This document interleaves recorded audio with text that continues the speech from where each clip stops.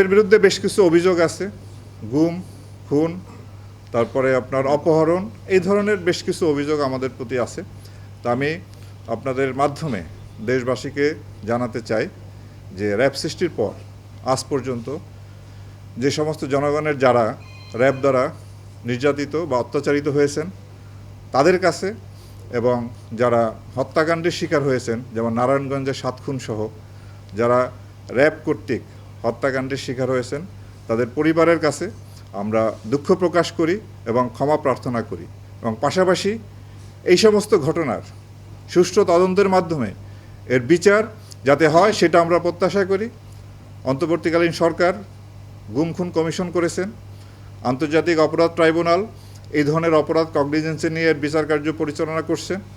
তা আমরা আশা করব সুষ্ঠু নিরপেক্ষ তদন্তের মাধ্যমে আমাদের বিরুদ্ধে যে অভিযোগ আছে তার সুষ্ঠু তদন্ত হবে এবং এর বিচার হবে, এবং এইভাবেই আমাদের দায়মুক্তি সম্ভব। অন্য কোনোভাবেই আমরা এই দায় থেকে মুক্ত হতে পারবো না। কেবলমাত্র সুষ্ঠু তদন্ত এবং বিচারের মাধ্যমেই আমরা দায়মুক্ত হতে চাই। তা আমি আপনাদের মাধ্যমে আবারও যারা র্যাবের কারণে ক্ষতিগ্রস্ত হয়েছেন, নির্যাতিত হয়েছেন, তাদের পরিবারের কাছে এবং তাদের কাছে আমরা আবারও দুঃখ প্রকাশ এবং ক্ষমা প্রার্থনা করছি। আশা করি ভবিষ্যতে এই বাহিনী, আপনারা জানেন যে গত 4 মাসে আমরা অক্লান্ত পরিশ্রম করে যাচ্ছি। ভবিষ্যতে আমি আপনাদেরকে নিশ্চয়তা দিচ্ছি, আমি যতদিন এই দায়িত্ব পালন করব বা আমার অফিসার যারা আছেন, র্যাব কখনো কারো নির্দেশে ভবিষ্যতে এই ধরনের অপরাধ, যে গুম করা, খুন করা, এটা হলো ফৌজদারি অপরাধ, এই অপরাধে কখনোই আর জড়িত হবে না, এই নিশ্চয়তা আমরা দিচ্ছি।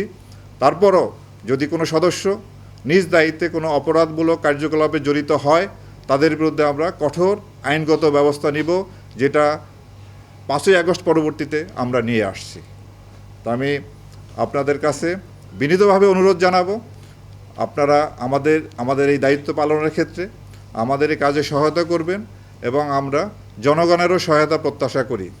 জনগণের সহায়তা ব্যতীত কোনো বাহিনী, আইনশৃঙ্খলা রক্ষাকারী কোনো বাহিনী তার সাফল্য অর্জন করা সম্ভব হবে না, হয় নাই, হবেও না।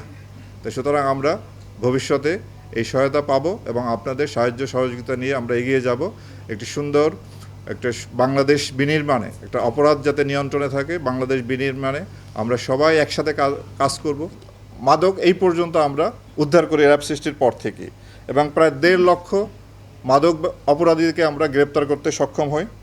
এছাড়াও শীর্ষ সন্ত্রাসী গ্রেপ্তার, চরমপন্থীদের বিরুদ্ধেও আমাদের অনেক সাফল্য আছে। আমরা এই পর্যন্ত প্রায় 340 জনের উপরে চরমপন্থীকে বিপুল অস্ত্রসহ আমরা গ্রেপ্তার করতে সক্ষম হই।